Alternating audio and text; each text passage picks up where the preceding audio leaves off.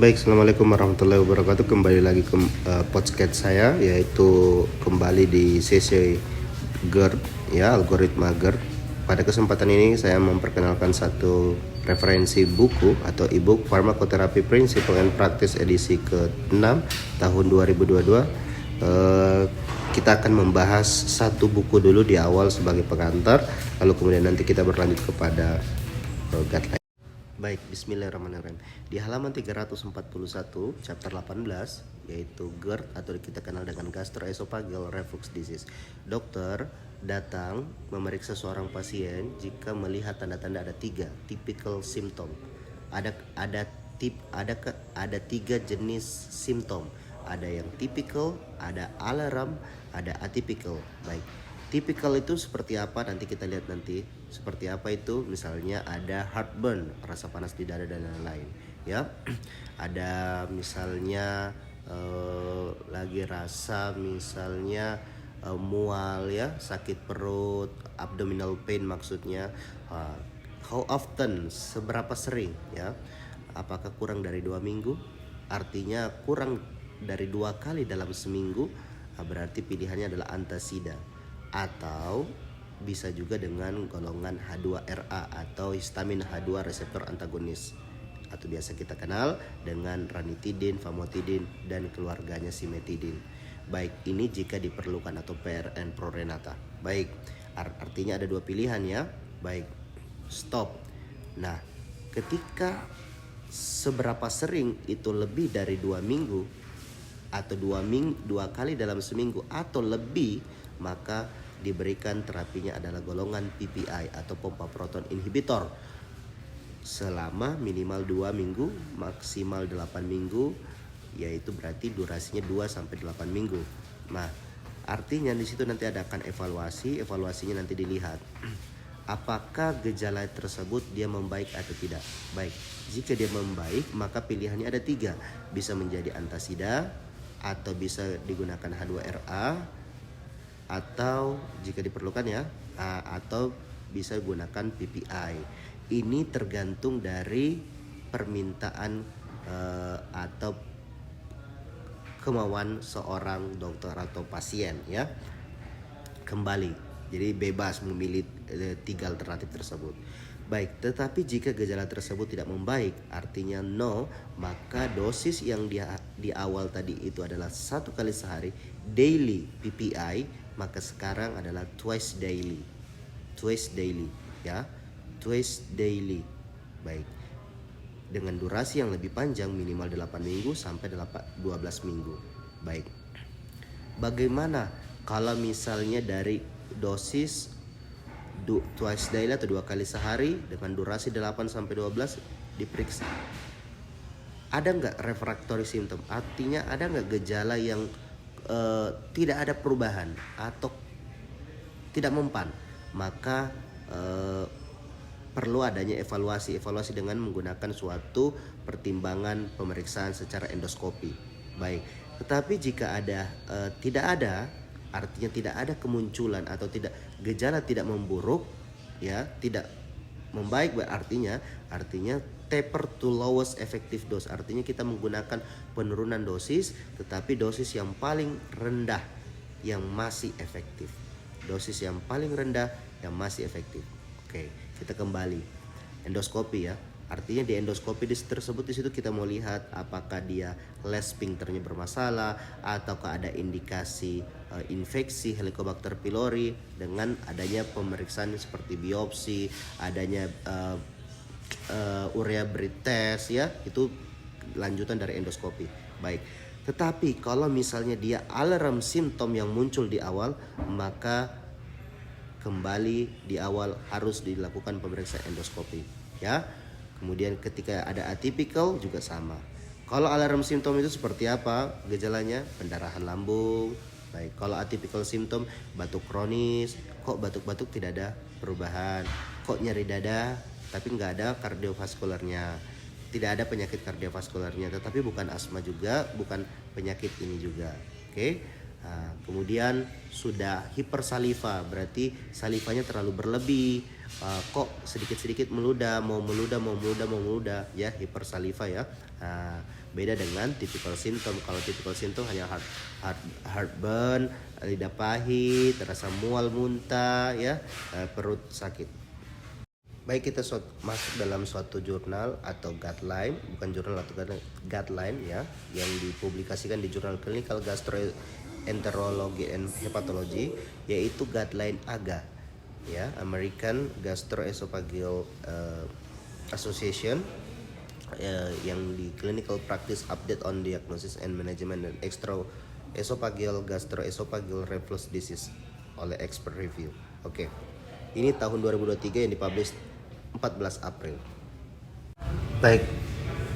Di literatur ini maka menjelaskan bahwa sama, yaitu pasien akan dilihat dari segi tipikal ataukah tanpa adanya tipikal. Baik, tipikal sudah dijelaskan tadi. Kalau dengan adanya tipikal, dan ini menjelaskan bahwa pemberiannya harus menggunakan PPI atau pompa proton inhibitor, tetapi dengan durasi atau frekuensi dengan frekuensi twice daily atau per 12 jam dengan durasi 8 minggu minimal sampai 12 minggu. Baik, ketika tanpa adanya gejala atau gejala tipikal, maka dokter akan mempertimbangkan bahwa memang seseorang pasien tersebut tidak mengalami gangguan gastrointestinal ya. Mungkin ada karena faktor adanya alergi juga, mungkin karena ada juga pertimbangan karena penyakit pulmoneri atau paru-paru atau pernapasan, sehingga perlu manajemen yang lain. Baik, ketika sudah diberikan twice daily tadi oleh tipikal, maka dia dilihat di situ apakah simptomnya tetap ataukah membaik ya. Jika dia simptomnya terobati, maka PPI tadi harus dikurangi. Tadi frekuensinya twice daily, maka dikurangi. Kemudian dosisnya juga dikurangi seminim mungkin, tetapi dia masih efektif. Baik. Kemudian ketika misalnya di situ tetap ya simptomnya tetap persist ya, artinya di situ perlu pertimbangan endoskopi sama ya, artinya tetapi di sini GERD lebih diutamakan adalah PPI untuk dari guideline ini. Tetapi ketika melihat misalnya endoskopi, kemudian di endoskopi ternyata hasilnya negatif, maka tetap dilakukan monitoring ketika dia misalnya monitoring dengan golongan PPI pada pasien rawat jalan yang ketika memang ada GERD ya. Kemudian dilihat lifestyle-nya juga ya, sambil jalan obatnya jalan juga lifestyle-nya. Kemudian nanti dilihat pertimbangan apakah dia responsif atau tidak responsif. Kalau dia responsif dikurangi frekuensinya dan dosisnya adalah dosis yang paling kecil tetapi masih efektif.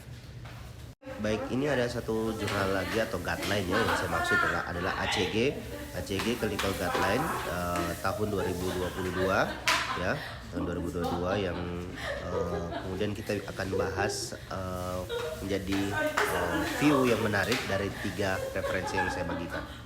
Baik, ketika pasien pada gambar ini menjelaskan bahwa pasien datang dengan heartburn atau rasa panas di dada atau rasa terbakar karena adanya asam lambung yang naik dari lambung kemudian naik sehingga mengalami tersebut, atau pasien mengalami atau tanpa mengalami alarm simptom atau gejala seperti saluran cerna mengalami pendarahan, atau simptomnya mengalami frekuensi yang sering kambuh atau intensitasnya sampai mempengaruhi kualitas hidup pasien, maka diberikan dengan durasi PPI 1 kali sehari, tetapi dengan durasi 8 minggu ya. Ini berbeda dengan konteks yang ada di ebook di awal ya, menjadi ada 2 opsi, ada 2-4, tetapi di sini di awal langsung 8 minggu, tapi 1 kali sehari. Baik, jika misalnya dengan terapi tersebut kemudian dirasa sembuh atau sudah ingin membaik, maka bisa discontinue atau di stop dengan PPI-nya. Baik, tetapi jika misalnya simptomnya kambuh di suatu saat ya, maka bisa digunakan PPI tapi dengan durasi yang pendek, yaitu 2-4 minggu. Baik, Nanti kita bisa dilihat di situ lagi dijelaskan apakah di situ ada penjelasan bahwa adanya pemeriksaan lanjutan ya seperti endoskopi dan lain-lain. Apakah di situ terkonfirmasi adanya GERD atau yang lain atau tidak. Nah, kalau misalnya pengobatannya tidak terlalu ini, maka 2-4 minggu. Baik, di guideline yang sama ini juga menjelaskan beberapa rekomendasi. Pertama adalah penurunan berat badan jika pasien mengalami overweight karena ini atau obesitas, karena ini akan mempengaruhi peningkatan adanya gejala simptom atau simptom pada GERD.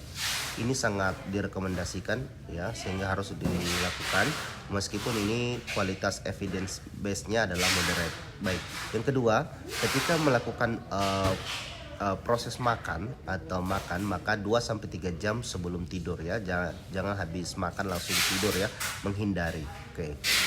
Kemudian ada menghindari rokok, kemudian atau produk rokok ya, kemudian adanya beberapa makanan ya yang mempengaruhi seperti makan makanan pedas, kemudian makan di tengah malam ya, evaluasi. Kemudian pada saat posisi tidur itu harus tinggi kepala dibandingkan dengan badan ketika ingin melakukan mengikuti rekomendasi ini.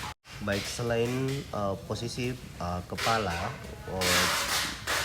lebih tinggi daripada badan pada posisi tidur, maka juga ada beberapa hal yang diatur. Pertama, pemberian PPI digunakan sebelum makan, lebih tepatnya adalah 30-60 menit, artinya setengah jam sampai 1 jam sebelum makan ya, sehingga itu mengatakan adalah perut kosong. Baik, yang kesekian akan memberikan penjelasan bahwa ketika kita ingin melakukan dosis maintenance atau dosis jangka panjang, dosis untuk mempengaruhi, maka kita akan menurunkan dosis, yaitu dosis yang paling terkecil tetapi dia masih efektif ya.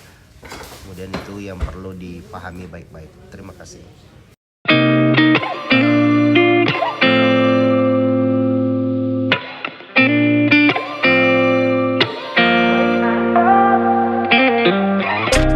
Gotta find my way to you, even though you're next to me. No matter what I do, your heart is drifting out.